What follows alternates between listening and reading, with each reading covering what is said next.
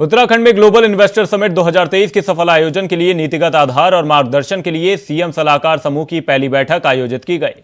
वहीं सीएम धामी ने कहा कि इस इन्वेस्टर समिट में सभी विभाग जुड़े हैं। इन्वेस्टर समिट में उद्योग विभाग एक भाग है।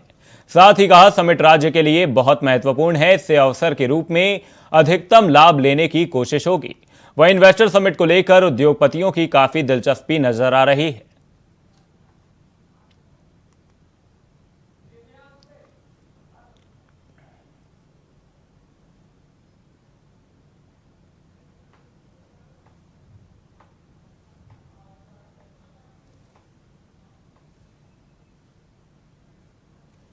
खबर देहरादून से सामने, जहां पर समिट में कई मुद्दों को लेकर यहां पर सीएम धामी बात करते हुए नजर आए। सीएम धामी ने कहा इन्वेस्टर समिट का सफल आयोजन होगा। वहीं समिट में सभी विभाग जुड़े हुए हैं।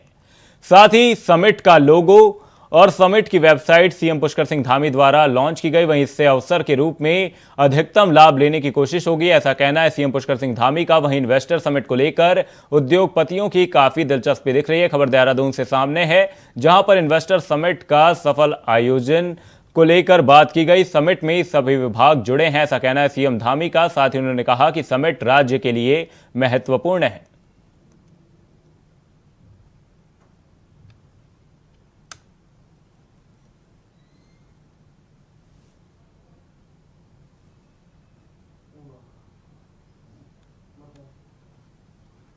खबर देहरादून से सामने, जहां पर इन्वेस्टर समिट का सफल आयोजन किया गया। इस दौरान सीएम पुष्कर सिंह धामी द्वारा लोगो और वेबसाइट लॉन्च की गई।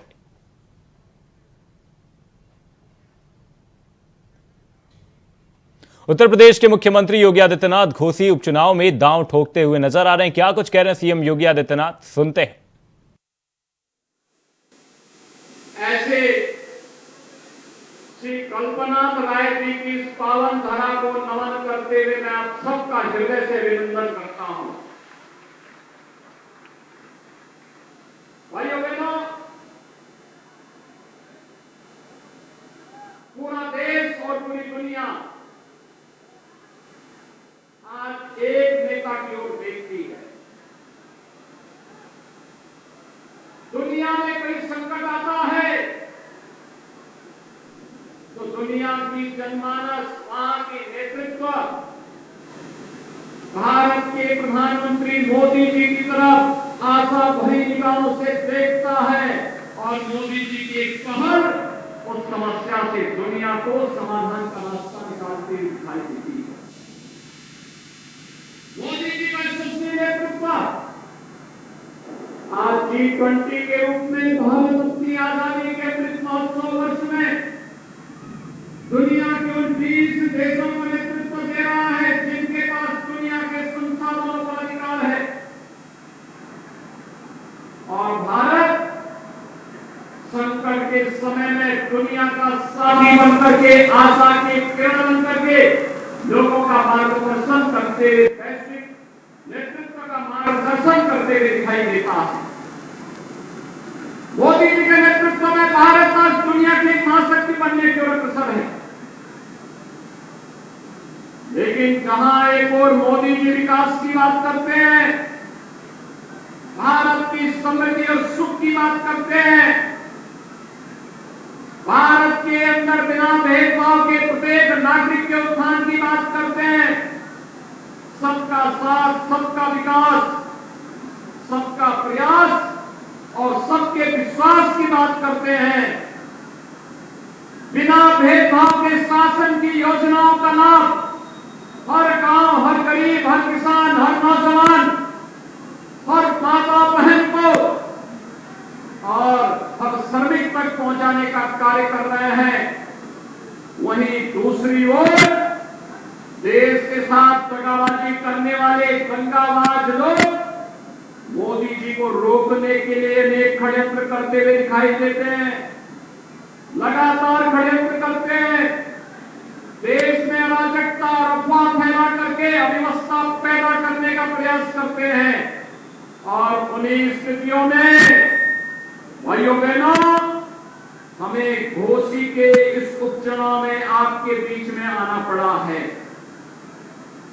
घोसी का यह उपचुनाव महत्वपूर्ण है।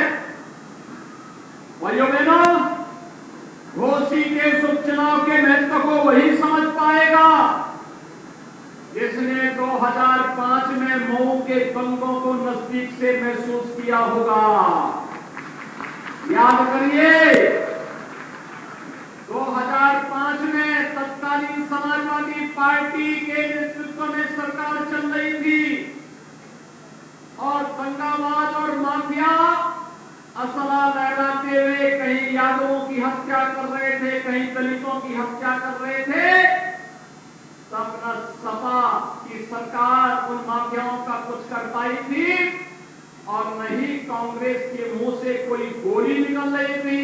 तब गोरखपुर में मैं सांसद था और तब इन दंगाबाजों के खिलाफ लड़ने के लिए मैं ही गोरखपुर से चला था।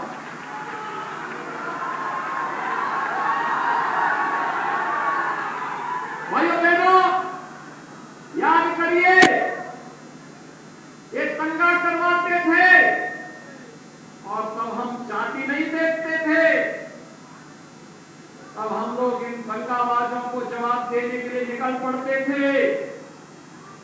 और भाइयों बहनों, जैसे ही प्रधानमंत्री मोदी जी के आह्वान पर उनके नेतृत्व में उत्तर प्रदेश में सरकार बनी, भारतीय जनता पार्टी नेतृत्व की, ये जो माफिया असला लहराते थे आज व्हील चेयर पर अपनी जान की भीख मांगते हुए दिखाई देते हैं। अब किसी गरीब का, किसी किसान का, किसी व्यापारी की जमीन पर कोई कब्जा करने का दुस्साहस नहीं कर सकता है, क्योंकि अगर कब्जा करेगा तो बुलडोजर भी तैयार बैठा है। और भाइयों बहनों, इसीलिए मैं आया हूं आपके पास कहने के लिए। तो पीडीए की बात करते हैं, इनसे पूछा जाना चाहिए किस पीडीए की आप बात कर रहे हैं। हमने तो सबका साथ, सबके विकास की बात की। कोई नहीं कह सकता मोदी जी के नेतृत्व में 9 वर्ष से अधिक समय से जो सरकार चल रही है, इस सरकार में बिना भेदभाव के शासन की योजना का लाभ हर व्यक्ति को मिला। भाइयों बहनों, अगर मैं देश की बात न करूं, मैं पिछले 6 वर्ष के अंदर उत्तर प्रदेश की चर्चा करूं, 55 लाख गरीबों को हमने आवास उपलब्ध करवाया है। 55 लाख गरीबों को एक एक आवास। इसमें दलित भी है, पिछड़ा भी है और अल्पसंख्यक भी है। इन 55 लाख लोगों को समाजवादी पार्टी की सरकार में 4 बार मुख्यमंत्री रहते हुए आवास क्यों नहीं उपलब्ध हुआ? 55 वर्षों तक कांग्रेस ने शासन किया था। इन गरीबों को, इन दलितों को, इन पिछड़ों को, इन अल्पसंख्यकों को आवास क्यों नहीं मिल पाया था? 2 करोड़ 61 लाख गरीबों के घर में एक एक शौचालय बना। आखिर 55 वर्षों तक कांग्रेस ने इन गरीबों के घर में, इन दलितों के घर में, इन पिछड़ा लोगों के घर में, इन अल्पसंख्यक लोगों के घर में शौचालय बनाने का काम क्यों नहीं किया? 1 करोड़ 57 लाख परिवारों को फ्री में बिजली के कनेक्शन उपलब्ध करवाए गए, बिजली वहां तक पहुंचाई गई। आखिर 4 बार समाजवादी पार्टी की सरकार और 55 वर्षों तक कांग्रेस की सरकार क्या कर रही थी? क्यों नहीं ये सुविधा का लाभ वहां तक पहुंचाने का कार्य कर रही थी? उज्ज्वला योजना में 1 करोड़ 75 लाख परिवारों को फ्री में रसोई गैस के कनेक्शन मिले। 55 वर्षों तक कांग्रेस क्या कर रही थी? 4 बार समाजवादी पार्टी की सरकार थी, तब क्या कर रही थी? भाइयों बहनों, इनके पास कोई जवाब नहीं। अब तो मोदी जी ने यह भी कर दिया है कि 75 लाख नए कनेक्शन उज्ज्वला योजना के लिए गरीबों के लिए और आ गए हैं। 75 लाख और हर सिलेंडर में 200 रुपए की सब्सिडी भी हर उपभोक्ता को उपलब्ध करवाने का काम कर दिया है। आभार मोदी जी, आप गरीबों के मसीहा हैं, गरीबों के कल्याण के बारे में सोचते हैं। और भाइयों बहनों, असली असली पहचान तो तब होती है जब संकट आता है। इस सदी की सबसे बड़ी महामारी जब हर एक व्यक्ति की जान पे जाना पड़ी थी, हर एक की जान खतरे में थी, तब कांग्रेस का नेतृत्व इटली भाग गया था। समाजवादी पार्टी के अध्यक्ष अपने घर में दुबक गए थे और जैसे राहत मिली वे इंग्लैंड भागने के लिए अपना टिकट काट दिए थे। लेकिन भाइयों बहनों, तब मोदी जी और योगी जी ही भारतीय जनता पार्टी और अपने सहयोगी दलों के साथ आपकी सेवा के लिए कार्य कर रहे हैं।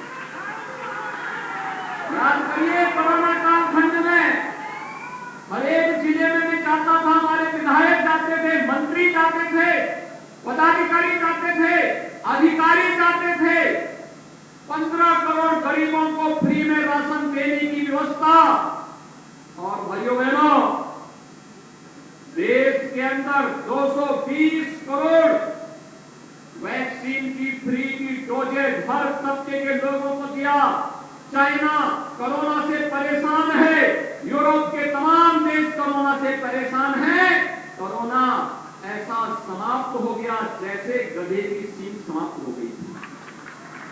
अब कोरोना का कोई बहन नहीं है यहां पे।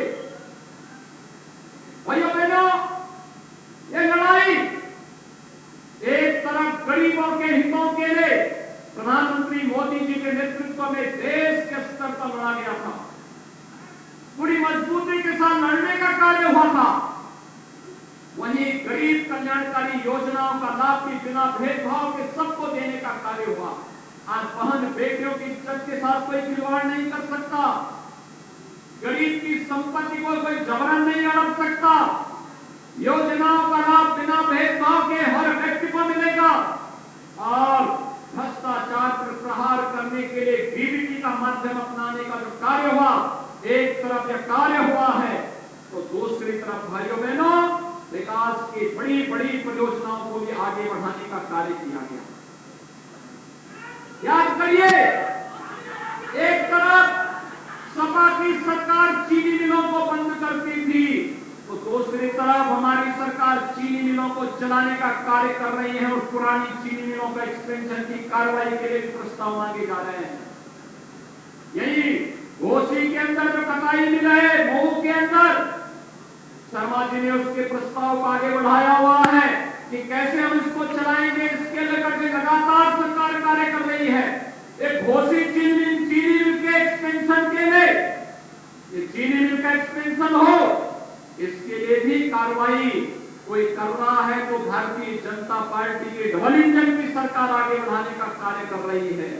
भाइयों बहनों, इसी घोसी में सामुदायिक स्वास्थ्य केंद्र हो, ITI हो या पॉलिटेक्निक का निर्माण, ये सभी कार्यक्रम युद्ध स्तर पर जब श्री फागू सिंह चौहान जी यहाँ से विधायक थे और श्री विजय राजभर विधायक थे, इन लोगों ने तेजी के साथ इन कार्यक्रमों को आगे बढ़ाने का कार्य किया था और आज उसी को गति देने के लिए मैं आपके पास आया हूं।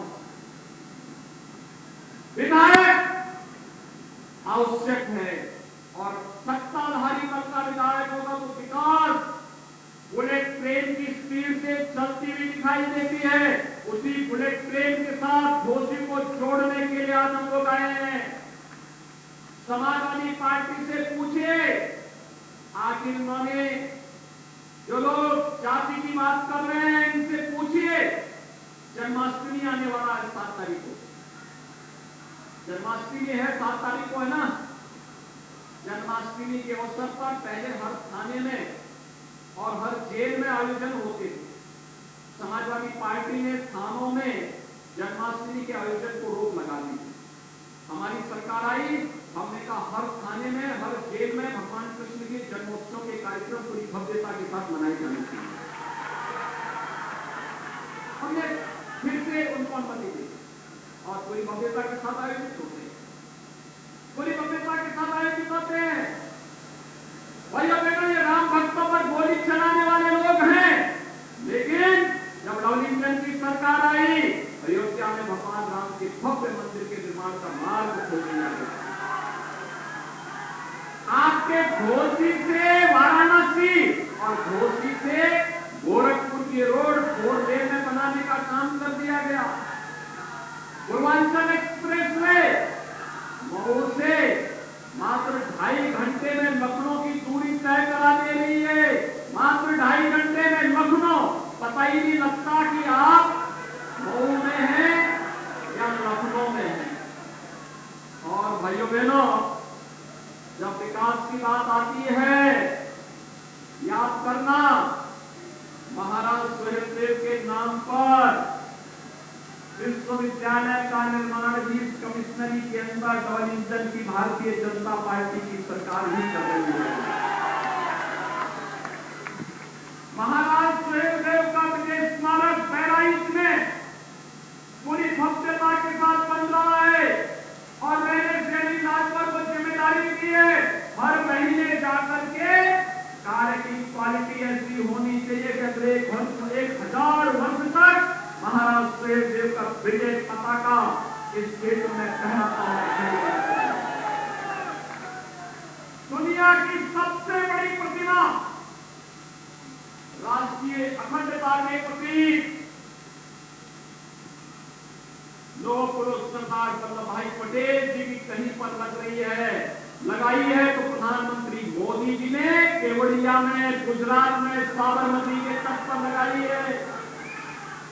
भाइयों बहनों, हम सब जानते हैं प्रतापगढ़ मेडिकल कॉलेज का नामकरण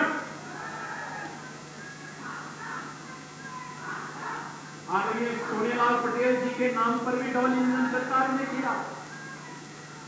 और यही नहीं भाइयों बहनों, प्रभु श्री राम और किसान राज की मैत्री का प्रतीक श्री कुबेरपुर में 56 फीट ऊंची गले मिलते हुए भगवान राम और किसान राज की प्रतिमा का निर्माण भी डबल इंजन की सरकार करा रही है। याद रखना, ठाकुर सिंह चौहान जी को भी राज्यपाल डबल इंजन की सरकार बनाती है। कोई कांग्रेस और सपा के लोग कभी इधर झांके भी नहीं है। ये तो विकास की प्रक्रिया है। सपा को जब अवसर मिला, स्टेट गेस्ट हाउस कांड कराया था कि नहीं कराया था? बाबा साहब भीमराव अम्बेडकर जी के नाम पर बने हुए मेडिकल कॉलेज का नामकरण उन्होंने बदल दिया। मान्यवर कांसी राम जी के नाम पर बने हुए, मान्यवर कांसी राम जी के नाम पर बने हुए विश्वविद्यालय का नाम समाजवादी पार्टी ने बदल दिया। देश के अंदर सामाजिक न्याय के प्रतीक बाबा साहब भीमराव अम्बेडकर हो, महाराज साहू जी महाराज हो, या फिर वे सभी महापुरुष जिन्होंने मध्यकाल में सामाजिक चेतना के रथ को जगाने का काम किया था। लखनऊ में अगर किसी सरकार ने स्मारक बनाए थे तो समाजवादी पार्टी के अध्यक्ष कहते थे कि सरकार आएगी तो इनको तोड़ करके मैं यहाँ पे मेरी झोल बनाऊंगा। भाइयों बहनों, महापुरुषों का इससे बड़ा अपमान क्या हो सकता? ये लोग सामाजिक न्याय की बात कर रहे हैं, महापुरुषों का अपमान करके दलित। पहाड़ों की रानी मसूरी के लिए आज का दिन एक काला दिन है। पहाड़ों की रानी के दामन में ये लगा वो दाग है जिसका दर्द आज भी हर आंदोलनकारी के कलेजे को छन्नी कर डालता है। आज ही के दिन सन 1994 में निहत्थे शांतिपूर्ण प्रदर्शन कर रहे प्रदर्शनकारियों पर पुलिस ने अंधाधुंध फायरिंग कर दी थी, जिसमें कई लोगों की जान चली गई थी। देखिए हमारी एक खास रिपोर्ट।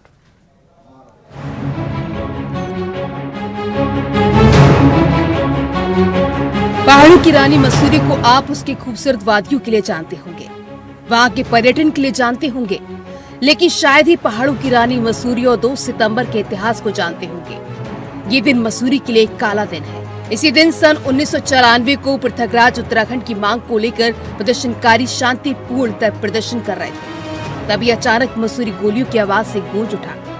सारी वादियां बारूद की सुगंध से महक उठी। दरअसल तत्कालीन यूपी पुलिस और पीएसी के जवानों ने गोली की बौछार कर दी थी, जिसमें 6 लोग शहीद हो गए थे तो कई लोग घायल हुए थे। इस गोलीबारी में एक पुलिस अधिकारी भी शहीद हो गए थे। जी, जो हमारी सोच ये थी, हम 10वीं 11वीं में पढ़ते थे हमने समझा था कि वो एक उत्तराखंड राज्य बनेगा, पूर्ण राज्य बनेगा और गाँव का सर्वांगीण विकास होगा। परंतु इन 20-22 सालों में हमने देखा कि यहाँ भाई भतीजावाद और जितने भी माफिया वर्ग हैं आज उन्हीं का भला हो रहा है। आम जनता की जो सोच थी और शहीद आंदोलनकारी जो अपनी शहादत दी इस राज्य के उस परिप्रेक्ष्य में, वो आज जो है अधूरी। समझते हैं कि जितनी भी सरकारें आ रही हैं वो सिर्फ अपने हित के लिए काम कर रही हैं, जनहित की तो उसमें कोई बात ही नहीं आ रही। दरअसल इस पूरी वारदात की शुरुआत 1 सितंबर 1994 को हुई। इस दिन खटीमा गोलीकांड के बाद रात में ही मसूरी थानाध्यक्ष को बदल दिया गया था। यहाँ झूलाघर स्थित संयुक्त संघर्ष समिति कार्यालय के चारों ओर पीएसी और पुलिस के जवानों को तैनात कर दिए गए थे। 1 सितंबर को खटीमा गोलीकांड के बाद मसूरी के लोगों में भारी आक्रोश था, जिसको लेकर 2 सितंबर को आंदोलनकारी खटीमा गोलीकांड के विरोध में शांतिपूर्वक तरीके से क्रमिक अनशन कर रहे थे। इस दौरान पीएसी और पुलिस ने आंदोलनकारियों पर बिना पूर्व चेतावनी के अकारण ही गोलियां बरसानी शुरू कर दी, जिसमें आंदोलनकारी बलवीर सिंह नेगी, धनपत सिंह, राय सिंह बंगारी, मदन मोहन मंगई, बेलमती चौहान और हंसा धनई शहीद हो गए। साथ ही सेंट मेरी अस्पताल के बाहर पुलिस के सीओ उमाकांत त्रिपाठी की भी मौत हो गई थी। इसके बाद पुलिस ने आंदोलनकारियों की धरपकड़ शुरू की। इससे पूर्व शहर में अफरा तफरी मच गई। क्रमिक अनशन पर बैठे 5 आंदोलनकारियों को पुलिस ने 1 सितंबर की शाम को ही गिरफ्तार कर लिया था, जिनको अन्य गिरफ्तार आंदोलनकारियों के साथ में पुलिस लाइन देहरादून भेजा गया। वहां से उन्हें बरेली सेंट्रल जेल भेज दिया गया था और सालों तक कई आंदोलनकारियों को सीबीआई के मुकदमे झेलने पड़े थे। मसूरी गोलीकांड के जख्म आज भी ताजा है। सबसे बड़ी बात, आंदोलनकारी उन शहादतों को हम नमन करते हैं, उन आंदोलनकारी साथियों को नमन करते हैं जिनकी बदौलत ये परवान चढ़ पाया और ये छोटा उत्तर प्रदेश से जो है विभाजन के बाद ये राज्य नए राज्य की स्थापना हुई 2000 में ये सोचा गया था, हमसे थोड़ी भूल हो गई। हम आंदोलनकारी जरूर थे, बहुत शिस्त में हम लोगों ने काम किया, जेलों में गए, जेलों में जो है रहे, जेलों में जगह नहीं हुई, फिर भी हमने इस आंदोलन को और आगे बढ़ाने का प्रयास किया, जिसके तहत उसी का फलस्वरूप है कि 2000 में जो है हमको ये राज्य स्थापना मिल गई। लेकिन हम वहाँ पर थक हार के सो गए। हमने कहा राज्य तो हमको मिल गया, अब जो है राज्य चल जाएगा अपना आप ही। हमको उस समय 6 महीने 1 साल जो है बहुत सजग होना चाहिए था, उससे तीव्रता से हमको आगे बढ़ना चाहिए था। किसी को गलत चीजों की धारणा यहाँ स्थापना नहीं होने देनी चाहिए थी। इस बलिदान के कारण भले ही उत्तराखंड अलग राज्य बन गया, लेकिन जिन मांगों को लेकर अलग राज्य का गठन किया गया था, जो शहीदों ने सपना देखा था, वो आज भी अधूरा है। 30 साल होने जा रहे हैं। अगर इसका पूरा आकलन किया जाए, जिस आधार पर हमने उत्तराखंड की मांग की थी या उत्तराखंड राज्य बनाया था, आज अगर देखा जाए तो धरातल पे इस तरीके का कोई भी हमें कार्य देखने को नहीं मिलता। पलायन यहाँ से निरंतर हो रहा है, यहाँ के युवा बाहर जा रहे हैं। जिस युवा के लिए हमने उत्तराखंड बनाया था, आने वाली पीढ़ी अगर हमारी जो उस समय भी उत्तर प्रदेश में बाहर जाती थी रोजगार के लिए, कई चीज़ों के लिए, अपनी जीविका चलाने के लिए, आज भी कहीं ना कहीं आप देख सकते हैं वो लोग आज भी बाहर जा रहे हैं। हर साल की तरह 2 सितंबर को भी सभी पार्टियों के नेता और सत्ता में बैठे जनप्रतिनिधि मसूरी पहुंचकर शहीदों को श्रद्धांजलि देंगे और अपनी सरकार की तरफ से चली गई विभिन्न योजनाओं का बखान करेंगे और एक दूसरे पर प्रदेश को लगाने का आरोप लगाएंगे। सबसे पहले तो मैं उत्तराखंड राज्य प्राप्ति के लिए जिन्होंने अपनी शहादत दी है, उन शहीदों को नमन करता हूँ। और हमें कभी ये नहीं भूलना चाहिए कि उस समय जिस तरह जो है ये आंदोलन चला, वहाँ जहाँ प्रदेश में समाजवादी पार्टी थी, वही केंद्र में जो है कांग्रेस पार्टी थी, और जो प्रताड़ना जो आंदोलनकारियों को झेलनी पड़ी है, उसमें जितना सहभागिता जो है समाजवादी पार्टी की है, उतनी ही जो है कांग्रेस की भी है। और आपने देखा होगा जब राज्य प्राप्ति का आंदोलन चल रहा था तो कई वरिष्ठ नेता कांग्रेस के कह रहे थे कि हमारे लाश के ऊपर जो है उत्तराखंड राज्य बनेगा। हम धन्यवाद देते हैं और याद करते हैं स्वर्गीय अटल बिहारी वाजपेयी जी को, जिन्होंने इस उत्तराखंड राज्य की किया है। और भारतीय जनता पार्टी, अटल जी ने राज्य बनाया है और मोदी जी संवारेंगे, इस मूल मंत्र पे चलते हैं। और आपने देखा हो कि लगातार जब से भारतीय जनता पार्टी की सरकार बनी है, लगातार जो है उत्तराखंड राज्य जो है प्रगति पर है। और जो सपने आंदोलनकारियों ने और जो संघर्ष जो किया है, उनके सपनों को साकार करने के लिए भारतीय जनता पार्टी की सरकार लगातार काम कर रही है। आज से 29 वर्ष पहले सन 1994 में जो गोली कांड हुआ था और शहीदों ने जो शहादत दी थी उत्तराखंड राज्य को बनाने के लिए, अपने सीने पर गोलियां खाई थी, परंतु उनके सपने अभी भी कहीं पूर्ण होते नजर नहीं आ रहे। आज 23 वर्ष होने को आ रहे हैं हमारे इस उत्तराखंड राज्य को बने हुए, परंतु यहाँ की स्थिति वैसी की वैसी है। जो यहाँ की मेन समस्याएं हैं, पलायन, रोजगार, स्वास्थ्य, शिक्षा, वो ज्यों की त्यों बनी हुई है, क्योंकि पलायन के नाम पे बच्चे यहाँ से, क्योंकि उनको रोजगार नहीं मिल पा रहा और वो दूसरे राज्यों में काम करने जा रहे हैं। लगभग 3000 गांव उत्तराखंड के जो है भूतिया घोषित हो चुके हैं। इसी प्रकार शिक्षा के नाम पे भी शून्य है, क्योंकि हमारे जो सरकारी विद्यालय हैं, लगभग 500 विद्यालय जो है वो बंद कर दिए गए हैं। जिन सपनों को लेकर उत्तराखंड अलग राज्य बना था, वो सपने आज भी अधूरे हैं। आज भी पहाड़ से पलायन जारी है। आज तक भू कानून पर कोई ठोस नीति नहीं बनी। सत्ता पर काबिज रही पार्टियों ने पहाड़ का पानी, पहाड़ की जवानी को बचाने के लिए क्या किया, ये प्रश्न आज भी है।